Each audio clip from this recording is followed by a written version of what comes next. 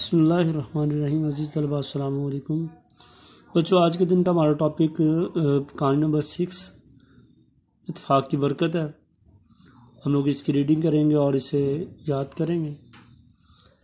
عزیز طلباء، اتفاق کی برکت سمجھو ایک غریب کسان تھا، اس کے پاس صرف 2 بیل تھے۔ انہی کو ہل میں جوتتا اور کنویں میں جوڑتا۔ ہل میں جوتنا یعنی ہل چلانے کے لیے استعمال کرنا، ہل یہ کھیتوں کو گاہنے کے لیے جو طریقہ کار استعمال کیا جاتا ہے اس کو ہل چلانا، اور جوتنا یعنی جانوروں کے ذریعے ہل جانوروں کو مخصوص طریقے سے کسی ہل کے آگے باندھنا، اور کنویں میں جوڑنا مطلب کنویں سے پانی نکالنے کے لیے استعمال کرنا۔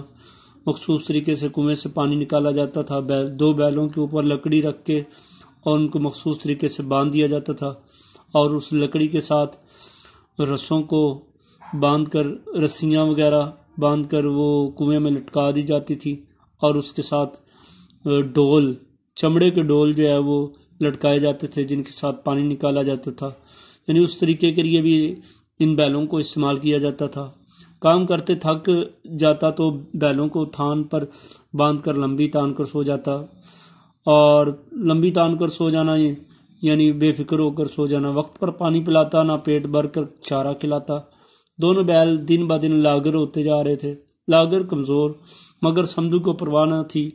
ایک رات بیلوں نے سوچا کہ یہاں رہے تو سوکھ کر مر جائیں گے، اور بہتر ہے کہ سمدو کو چھوڑے اور جنگل سے رشتہ جوڑیں۔ چنانچہ انہوں نے دانتوں سے اپنے رسے کاٹے اور چپ چاپ جنگل کی راہ لی۔ جنگل کی آواز، آزاد فضا اور گھاس کی کثرت دیکھ کر خوش ہو گئے، خوب پیٹ بھر کر کھایا اور پاؤں پھیلا کر سو رہے۔ اسی طرح وہ 1 مہینے گزر گئے اور دونوں بیل 2 سانڈ بن گئے، یعنی بڑے مضبوط جسم کے مالک بن گئے، فربا بن گئے، موٹے تازے ہو گئے۔ ان کے لیے ہر دن عید اور ہر رات شب برات تھی، یعنی عید خوشی کا دن، یعنی ہر دن یہ خوش اور ہر رات جو ہے یہ خوش باش رہتے تھے۔ ان کے لیے کوئی پریشانی نہیں ہوتی تھی، کام کی فکر نہیں ہوتی تھی۔ ایک دن ایک بھولا بٹکا شیر ادھر نکل آیا، 2 موٹے تازے بیل دیکھے، خوش ہو گیا اور لگا داڑنا یہ شیر کا ایک مخصوص طریقے سے آواز نکالنا، یہ داڑنا کہلاتا ہے۔ داڑنے کا معنی للکارنا بھی ہوتا ہے۔ تو بیلوں کو للکارنے لگا۔ بیل بھی شیر کو دیکھ کر ڈکارے اور اپنے سینگ لہراتے ہوئے مقابلے کو تیار ہو گئے۔ شیر جس لگاتا تو دونوں بیل اسے سینگوں پر لیتے۔ جس لگانا، حملہ کرنا۔ بہت دیر تک لڑائی ہوتی رہی۔ آخر شیر کا سارا جسم زخمی ہو گیا اور بال سے خون رسنے لگا۔ خون رسنا مطلب خون نکلنا۔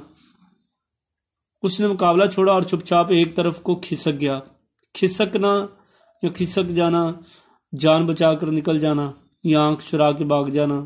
بیلوں نے اللہ کا شکر ادا کیا، گھاس سے پیٹ بھرا اور ایک درخت کے سائے میں لیٹ کر سو گئے۔ اگلے دن آنکھ کھلی تو بدن کو جڑجڑا کر اٹھے، یعنی جڑجڑانا، بدن کو حرکت دینا۔ اپنے سینگوں کی تعریف کی کہ اللہ نے کیسا اچھا ہتھیار دیا ہے کہ شیر کو اپنی شیری ہی بھول گئی۔ شیر کو شیری بھول گئی مطلب شیری، عزیز طلبہ، یعنی بہادری اس کی، اور بھول گئی۔ اب کہیں پڑا سسک رہا ہوگا۔ سسکنا، ہانپنا، مشکل سے سانس لینے میں مشکل پیش آنا۔ جیسے عموماً ہمارے ہاں جملہ بولا جاتا ہے، بچہ سسک کر رو رہا ہے، یا فلاں شخص سسک کر مر گیا۔ وہ سسکنا، بمشکل سانس لینا۔ اگر ہم میں اتفاق نہ ہوتا اور دونوں مل کر مقابلہ نہ کرتے تو شیر ایک کی بوٹی توڑ کر کھا جاتا۔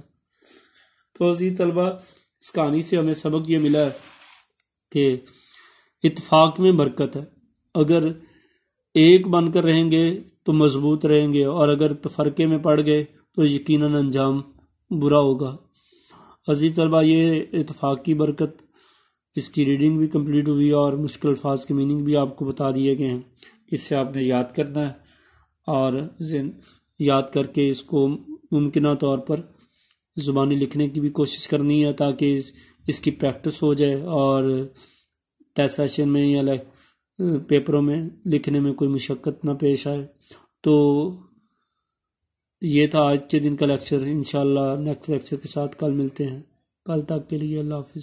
السلام علیکم.